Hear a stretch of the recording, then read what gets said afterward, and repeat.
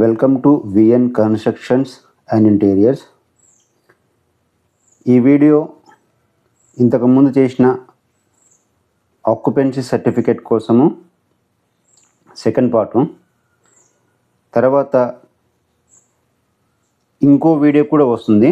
ఆ వీడియో కంప్లీట్గా మనం ఆక్యుపెన్సీ తీసుకోవడానికి సంబంధించిన ఏమేమి ప్రాసెస్ చేశాము, ఎవరిని కలిశాము అనేది కూడా వస్తుంది. కాబట్టి మీరు నా ఛానల్ని సబ్స్క్రైబ్ చేసుకోండి. మరియు ఇలాంటి వీడియోస్ అన్నీ మీకు రెగ్యులర్గా పెడుతుంటాను. ఇప్పుడు టాపిక్లోకి వెళ్తే, మనము ఇంతకుముందు ఏదైతే అప్లై చేశామో buildingnowtelangana.comలో వాటికి సంబంధించిన ప్రాసెస్ అనేది మధ్యలో ఆగిపోయింది. ఇక్కడ మనం ఏంటంటే, ఏదైతే ఆగిపోయిన దగ్గర నుంచి మనము ముందుకు వెళ్తున్నాము. ఇప్పుడు సెట్ బ్యాక్స్ అనేది గవర్నమెంట్ నామ్స్ ప్రకారము పర్ఫెక్ట్గా ఇచ్చారన్నమాట. అంటే మనకు సెట్ బ్యాక్స్ ఏదైతే కావాలనో ఆ సెట్ బ్యాక్స్ మాత్రమే ఇచ్చాము. ఆన్ సైట్లో ఉన్న సెట్ బ్యాక్స్ ఇవ్వలేదు. రూల్ ప్రకారం ఉన్న సెట్ బ్యాక్స్ మాత్రమే ఇచ్చాము. ఆ తర్వాత మనం ముందుకెళ్తున్నాము. ఇక్కడ మనం ఏం చేస్తున్నామంటే, ఏదైతే పర్మిషన్లో సెట్ బ్యాక్స్ తీసుకున్నామో యాజ్ ఇట్ ఈజ్ అదే సెట్ బ్యాక్స్ మనము ఇక్కడ తీసుకోవడం జరిగింది. అలానే ఈ వెబ్సైట్ అనేది డెవలప్ చేశారంట. ఇన్ కేసు మనము సెట్ బ్యాక్స్ కానీ వదలలేదు అంటే, సెట్ బ్యాక్స్ కానీ ఇవ్వలేకపోతే మనకు ఇది ముందుకు అనేది వెళ్ళదు. కాబట్టి నేను కనుక్కున్న తర్వాత మీకు చెప్తున్నాను, as it is set backs అనేది ఖచ్చితంగా ఇవ్వాలి. సెట్ బ్యాక్స్ ఇచ్చిన తర్వాత మనం ముందుకెళ్తే నెక్స్ట్ ప్రాసెస్ అనేది ఇచ్చిన తర్వాత ఇక్కడ మనకు ఏదైతే మార్కెట్ వాల్యూ ఉంటుందో మార్కెట్ వాల్యూ కూడా ఎంట్రీ చేసుకోండి.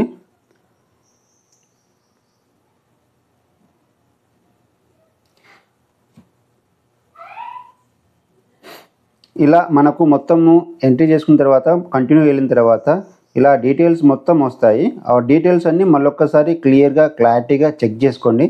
చెక్ చేసుకున్న తర్వాత ఇక్కడ మనకు accept the below terms and conditions ఉంటాయి. ఇవన్నీ టిక్ మార్క్ ఖచ్చితంగా ఉండాలి. ఒకవేళ మీరు దాంట్లో ఏమన్నా ప్రాబ్లమ్స్ ఉంటే ఆ ప్రాబ్లమ్స్కి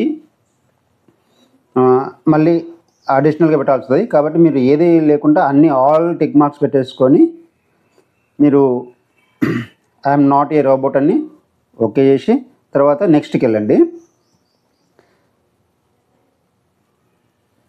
నెక్స్ట్ వచ్చిన తర్వాత మనకు పేమెంట్ ఆప్షన్ చూపిస్తుంది. ఇక్కడ నేను పేమెంట్ ఆప్షన్ని బ్లర్ చేయడం జరిగింది. ఎందుకంటే ఒక ఏరియాలో ఒక్కో విధంగా మనం తీసుకునే ఫ్లాట్ సైజుని బట్టి మనకు ఫీజు అమౌంట్ అనేది వస్తుంది. కాబట్టి నేను ఈ పేమెంట్ ఆప్షన్ని బ్లర్ చేయడం జరిగింది. ఇది గమనించండి.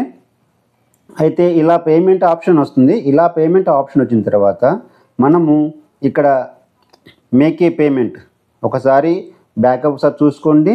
చూసుకున్న తర్వాత ఇక్కడ మేక్ ఏ పేమెంట్ అనేది ప్రెస్ చేయండి. ప్రెస్ చేసిన తర్వాత మన మొబైల్ నెంబరు, మెయిల్ ఐడి అడుగుతుంది. ఆ మెయిల్ ఐడి చేసేయండి. తర్వాత మనకు క్యూఆర్ స్కాన్ అని వస్తుంది.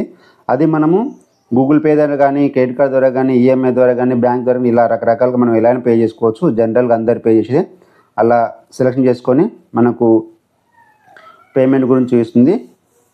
ఇలా నేను స్కాన్ చేసి నేను పేమెంట్ చేసాను కాబట్టి ఆ పేమెంట్ సక్సెస్ ఉంది. ఈ సక్సెస్ అయిపోయిన తర్వాత మనకు ఏదైతే అక్నాలెడ్జ్మెంట్ ఉందో అక్నాలెడ్జ్మెంట్ అనేది మనకు రావడం జరుగుతుంది. ఇక్కడ డౌన్లోడ్ రిసిప్ట్ ఉంది చూసిండ్రా, ఆ డౌన్లోడ్ రిసిప్ట్ ప్రెస్ చేసి మనకు ఏదైతే మనం అమౌంట్ పే చేసామో ఆ అమౌంట్ పే స్లిప్ అనేది మనం తీసుకోవచ్చు. ఈ ప్రాసెస్ అంతా జరిగిన తర్వాత ఏదైతే మనం అప్లై చేసామో ఈ అప్లైకి సంబంధించిన ఈ రిసిప్టు ప్లస్ మన దగ్గర ఉన్న డాక్యుమెంట్స్ ఏదైతే ఇంతకుముందు చేసిన పర్మిషన్ డాక్యుమెంటు ఇవి తీసుకొని వెళ్ళి ఏఈ గారు కానీ వేరే టీపీఓ కానీ కలిస్తే మనకు పర్మిషన్ ఇచ్చే అవకాశం ఉంటుంది. కాబట్టి ఈ డాక్యుమెంట్స్ అన్నీ ఖచ్చితంగా సబ్మిట్ చేసి ఇవన్నీ ఏదైతే మన ఏఈ గారు కానీ టీపీఓ ఉంటారో వాళ్ళకి ఇవ్వాల్సి వస్తుంది. వాళ్ళకి ఇస్తే మనకు వాళ్ళ సైట్ విజిట్ చేసి ఆక్యుపెన్సీ అనేది రిలీజ్ చేస్తారు.